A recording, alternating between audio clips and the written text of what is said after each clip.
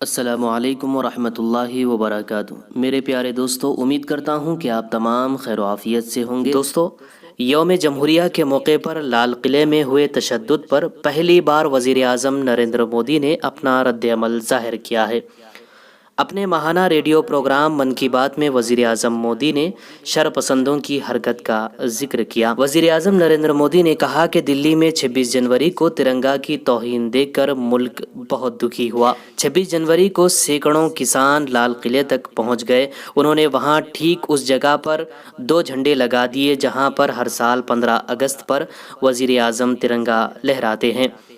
وزیر اعظم نریندر مودی نے اس سال کے پہلے من کی بات پروگرام میں بولتے ہوئے کہا کہ جب میں من کی بات کرتا ہوں تو ایسا لگتا ہے جیسے آپ کے بیچ آپ کے کنبے کے رکن کے طور پر میں موجود ہوں۔ ہماری چھوٹی چھوٹی باتیں جو ایک دوسرے کو کچھ سکھا جائیں، زندگی کے کھٹے میٹھے تجربات زندگی کی ترغیب بن جائیں، بس یہی تو ہے من کی بات۔ وزیر اعظم نریندر مودی نے کہا کہ کورونا ویکسین پروگرام میں آنے کی ایک اور بات پر ضرور دھیان دیا جائے گا۔ وزیر اعظم نریندر مودی نے من کی بات پروگرام میں بولتے ہوئے کہا کہ میں سبھی ہم وطنوں سے کہتا ہوں کہ آزادی کے ہیروز کے بارے میں کتاب لکھیں۔ اس سے سبھی ریاستوں اور زبانوں کے نوجوان رائٹرز کی حوصلہ افزائی ہوگی۔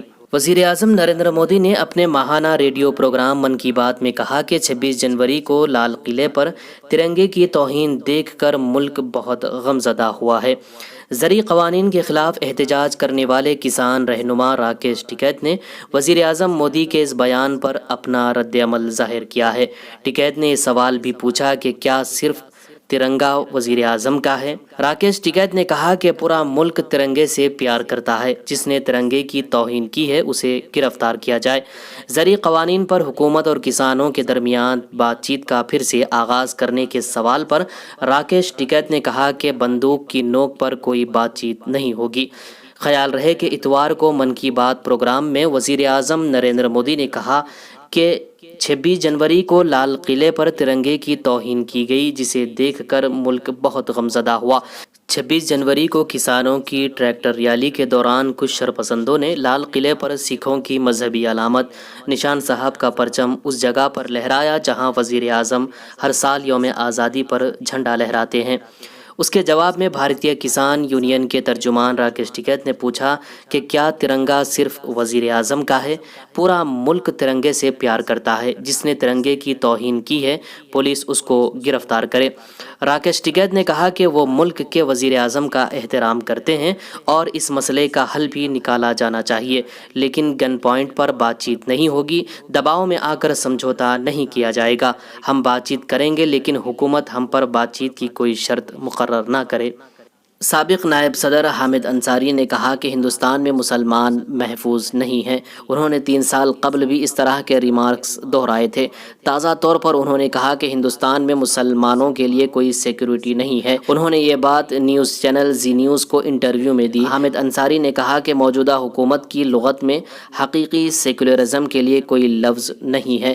یہ پوچھے جانے پر کہ کیا 2014 سے پہلے سرکاری لغت میں سیکولرزم کے لیے کوئی لفظ موجود تھے، حامد انصاری نے ہاں میں جواب دیا اور کہا کہ مکمل طور پر نہیں۔ انہوں نے زور دے کر کہا کہ تکلیف دے کر اعتراف جرم کروایا جا رہا ہے۔